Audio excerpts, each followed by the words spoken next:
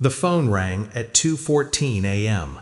Hospitals don't call at that hour unless something has gone terribly wrong. I knew that. Still, I answered like I didn't. They asked for my name, my married name, the one I hadn't used in months, except on paper. They said my husband had been brought in after an incident, severe injuries, conscious but unstable. They needed me there. I sat on the edge of the bed, phone pressed to my ear, and stared at the dark wall where my reflection used to hang. I felt nothing at first. No panic, no fear, just a thin, sharp curiosity. Because hours earlier, I had warned him, not gently, not emotionally. I told him very clearly to stay away from my lover. He smiled when I said it, a tight, patronizing smile, the kind men wear when they think they've already won. He said he just wanted to talk, said man-to-man things needed to be settled. I told him not to go. He went anyway. And now the hospital was calling me like I was still his wife. There was a time when I would have rushed out the door barefoot, keys shaking in my hand, heart tearing itself apart with worry. There was a time when his pain would have been my emergency. That time died, quietly, months before, when I learned how little I meant to him. We had built a life that looked solid from the outside, a respectable marriage, clean routines, smiles at dinners, shared jokes we repeated so often they lost their humor but kept their purpose. We didn't fight loudly, we eroded. He liked control, I liked peace. For a while, those needs aligned, until I met someone who looked at me like I existed beyond function. My lover wasn't a fantasy. He was inconvenient. He asked questions. He listened too closely. He noticed when my voice changed mid-sentence. He didn't try to save me. He simply made space for me to see myself clearly. I didn't plan the affair. I recognized it. And when my husband found out, because men like him always do, he didn't rage, he didn't beg, he observed. That should have scared me more than anger ever could. I discovered the depth of my husband's betrayal not through shouting or accusations, but through silence. He started coming home later, not angry, not suspicious, just calculating. He asked casual questions about my schedule, about my lover, about where he lived. One night, I noticed my email had been accessed from an unfamiliar device. Another time, my car hesitated starting, like something had been disconnected and reattached poorly.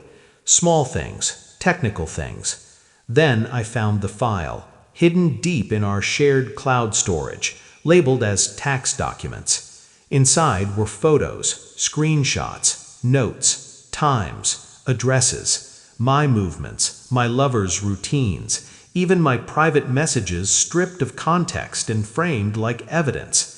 He wasn't heartbroken, he was building a case. That was the moment something in me hardened. Pain burned off, fear followed. What remained was clarity. If he was planning, then so was I. I didn't confront him, I didn't cry, I didn't warn my lover to run. I prepared. I hired a lawyer quietly, not for divorce, for protection.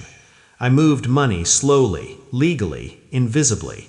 I documented everything, his surveillance, his access to my accounts, the threats disguised as concern. I installed cameras he didn't know about, tracked his movements the same way he tracked mine, not to match him, but to understand him. And I learned something important. He didn't want justice. He wanted punishment.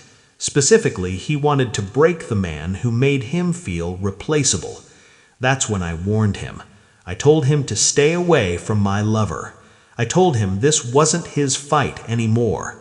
I told him if he crossed that line, things would happen that he wouldn't be able to undo. He laughed softly, called me dramatic, said he just wanted closure. Men like him always confuse violence with closure. I didn't follow him that night. I didn't need to. I already knew where he was going. I knew my lover wasn't alone. I knew what my husband didn't, that control is brittle when it meets unpredictability. The hospital call didn't surprise me. What surprised me was the truth that followed. When I arrived, they wouldn't let me see him at first. They explained the injuries, the police presence, the ongoing investigation. My husband hadn't gone to talk. He had gone armed, with intent, and he hadn't been the only one prepared. The story unfolded in fragments, witnesses, security footage, a confrontation that escalated too fast. My husband, used to intimidation working, miscalculated. My lover had defended himself, legally, decisively.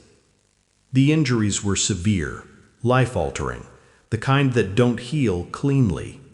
I sat in the sterile waiting room, hands folded, listening to professionals explain consequences like they were weather patterns, unavoidable, unemotional. And for the first time, I felt the weight of what my husband had been willing to do, not for love, for ownership. Machines breathing for him, his body restrained by damage he could no longer command. He looked smaller, reduced. His eyes still burned, but they didn't control the room anymore. "You set me up," he whispered. I didn't deny it.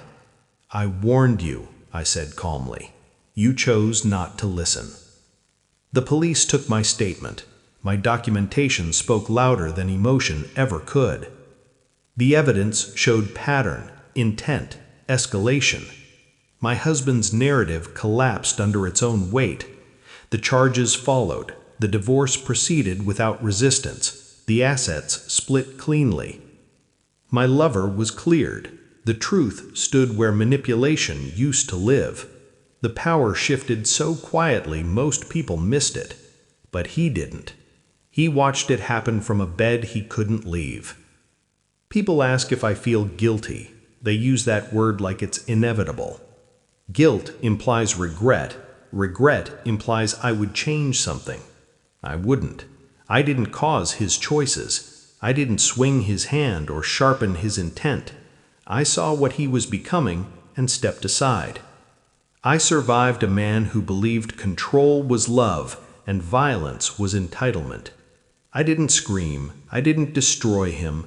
I let him reveal himself. Now I live differently, carefully, honestly, without shrinking.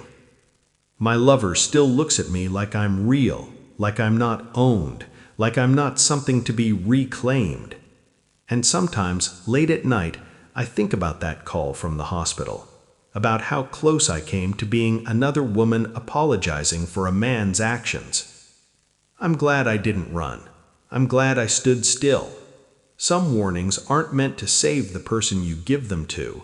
They're meant to mark the moment you stop protecting them from themselves.